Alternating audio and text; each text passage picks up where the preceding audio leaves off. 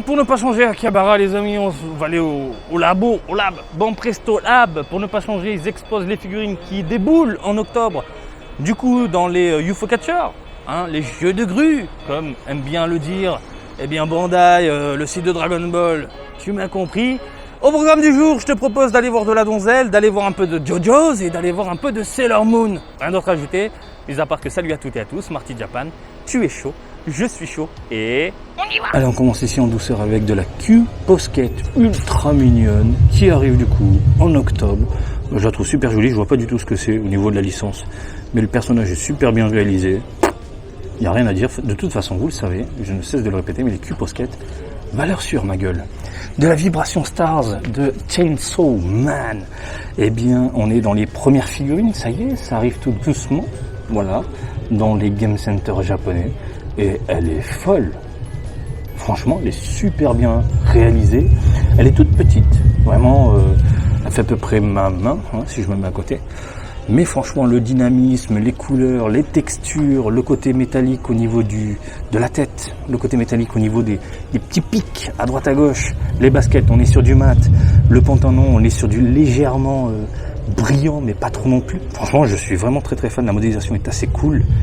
Voilà, regardez-moi ces dents, les dents de la mort. Bref, pour les fans du coup, eh bien, de cette licence, rendez-vous en octobre, Vibration Stars. Ensuite de la donzelle. Idolmaster, classique, licence connue de tous. Tu ne connais pas Idolmaster, eh bien ne tape pas un petit mot juste à côté parce que tu peux sortir les mouchoirs juste après.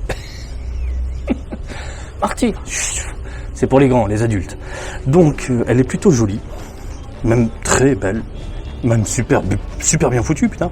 Parce que là je regardais à travers le retour de la caméra, mais en fait là de mes yeux, non, elle est super jolie quoi. On est sur du mat complet, on a de jolis dégradés.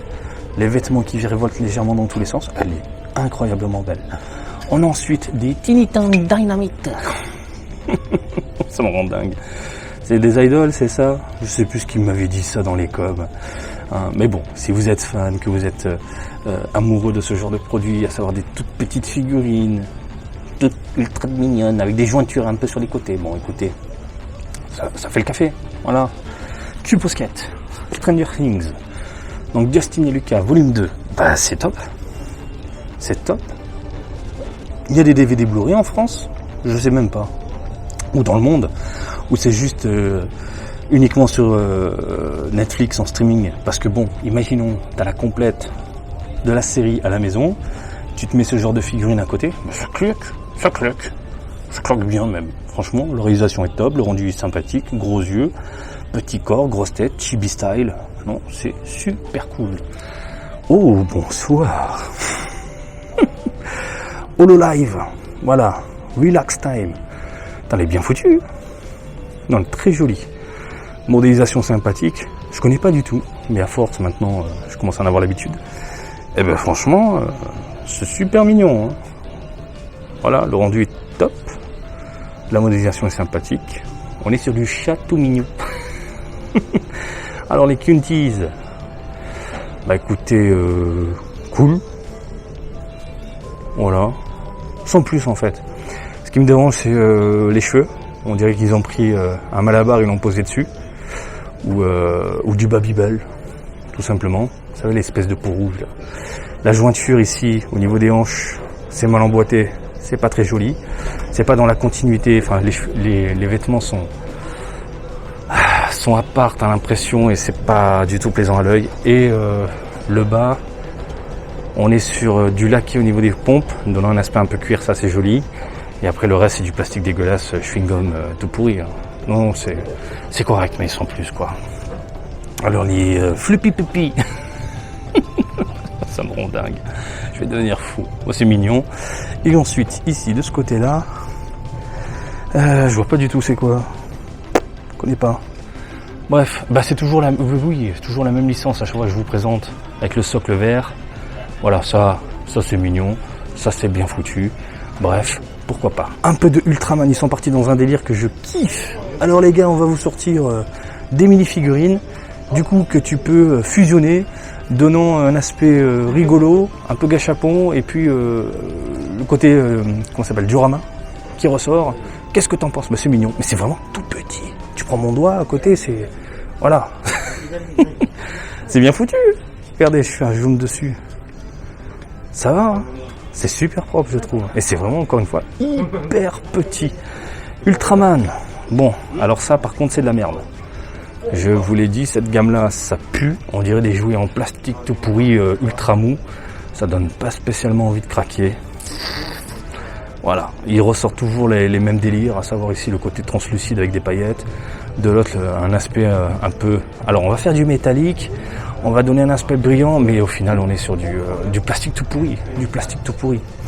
Attention, là, ça va faire monter un peu je dis pas le mot, mais le pantalon, il est dur. Le pantalon, il est dur, de la grandista de JoJo's. Alors, Marty, bah c'est pas mal. C'est même excellent. Je te fais un zoom sur le visage. S'il veut vers le point, voilà. Ah bah écoute, on est sur quelque chose de travaillé. Alors la jointure sur l'épaule, je l'ai capté uniquement avec le zoom. À l'œil, j'aurais pas capté. Ensuite, le corps est plutôt bien foutu. Les vêtements sont top. La modélisation globale, ça envoie du lourd. Elle est vraiment très très belle. Défaut, couleur. Et couleur. On est sur... je te balance du vert tout pourri, je te balance un peu de doré brillant, et puis démerde-toi avec. Il n'y a pas de dégradé, il n'y a pas de nuance, c'est dommage. Surtout pour de la grandista. Mais globalement, elle est très très jolie. Franchement, si je devais lui donner une note, même si je ne l'ai pas déballé, je pense que j'irais dans les 16 sur 20, quoi. Un bon 16.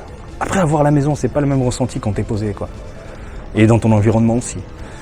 Mais là, comme ça, franchement, ça claque. On continue, messieurs, dames, attention, vous allez tomber amoureux. Mon nom est Lamu. Ah bah on est tous tombés amoureux. On est tous tombés amoureux dans les années 90. Q-Posket, 2 versions. Et ce que j'aime, c'est que c'est pas juste un changement de couleur, c'est aussi un changement de pose. Donc au final, tu veux les deux. Elles sont magnifiques. Elle est vraiment très jolie. Je me dis que ça peut être ma première Q-Posket. Elle est juste incroyable. Moi, j'aime bien les héroïnes, j'aime bien les personnages comme ça. Je me dis que ça peut finir à la maison. Voilà. Les petits chiens de Sailor Moon. Alors on est toujours dans la gamme Fluffy Puffy. Les gars, j'imagine les gars dans un bureau. Alors on va appeler ça comment? Fluffy Puffy. C'est bon, on valide. Donc c'est une gamme avec une espèce de moumoute, de moquette au niveau des textures. Ça, tu mets ça à l'air libre, t'es dégoûté. Au niveau du ménage, ça te fait des petites boloches de poussière, ça n'attrape poussière de merde. Pour nettoyer, c'est l'enfer. C'est l'enfer. Faut pas utiliser de chiffon après, faut utiliser des bombes à air. Mettez ça sous vitrine. Et on va terminer cette vidéo, messieurs, dames. Hymnafo, et je crois qu'elle est sortie. Je vais me faire un délire, je vais prendre les 5. Voilà, les Glitter & Glamour, je vais me prendre les 5. Elle est folle. Elle est folle. Donc, Sailor Mercury. J'adore la modélisation. J'adore le visage.